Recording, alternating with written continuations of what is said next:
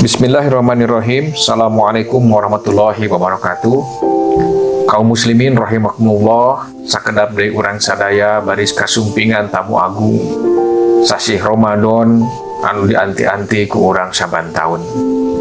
Ngoni ngabagiakeun sasih nu mulya eta sakirang-kirangna aya 3 sikap manusia. Anu kahiji, alladzina yadununa annahum mulaku rabbihim wa annahum ilaihi rajiun. Jalmi anu sadar yang isuk kata Nabi pageto dirina baris mulang ka Allah, bakal mungkas kehidupan dunia mayunan Allah subhanahu wa ta'ala di alam langgeng. Dirina baris dipuntit ku hariwang palaur lamukot ku dosa, loba amal salah batan amal solehna. Ibadahna ngarasa galau keneh jeung rucah nya pikeun golongan jalma anu sapertos kitu. Ramadan bakal dijantenkeun kasempetan sanes wungkul dipapa ku kadariaan jeung sukacita, tapi saban waktos bakal dieusi ku peningkatan ibadah atanapi muamalah nu langkung ngaleuyah. Kelompok ieu nyiapkeun diri ku iman sinarang ihtisab, ingis Ramadan teu mawa berkah pikeun dirina, teu bisa nyeuseuh kokotor laku lampahna atawa pinu ku karempan bisi Ramadan taun ayeuna minangka Ramadan panungtung dina hirupna, kalayan teu karuat jadi syahrut tarbiyat anu ngarobah laku lampah. Anu kadua, fi qulubihim maradun fazadahumullahu marada walahum adzabun alimum bima kanu yakdzibun.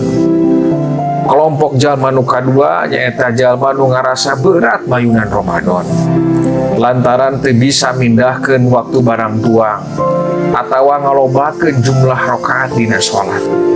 Tapi deui lamun rek nyinglar ada teuing keur manehna baris nanggung bibirang, teu pantes katinggalina teu aub jeung jalma loba. Antukna bakal kapaksa puraga nama kadenda ngalakonanana. Jasmanina saum tapi jiwana inkar, butuna puasa tapi batinna nirca.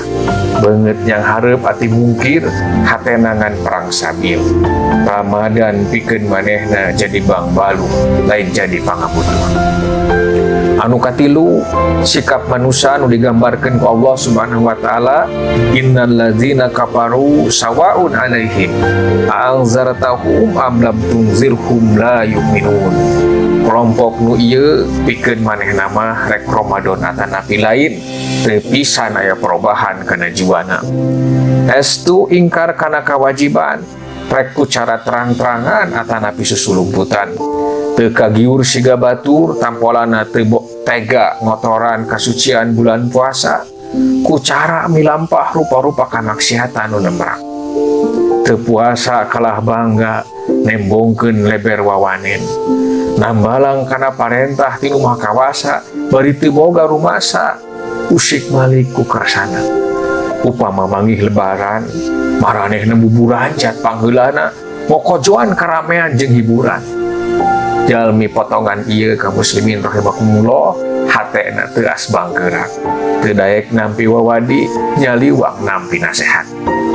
Tangtosna pikeun urang miharep aya dina kelompok nu kahiji, kelompok nu dijanjian ku Allah bakal kenging kagegelan, nyaeta nu kahiji rahmat Allah subhanahu wa ta'ala, nu kadua magfirah, tur nu katilu itkum minanar.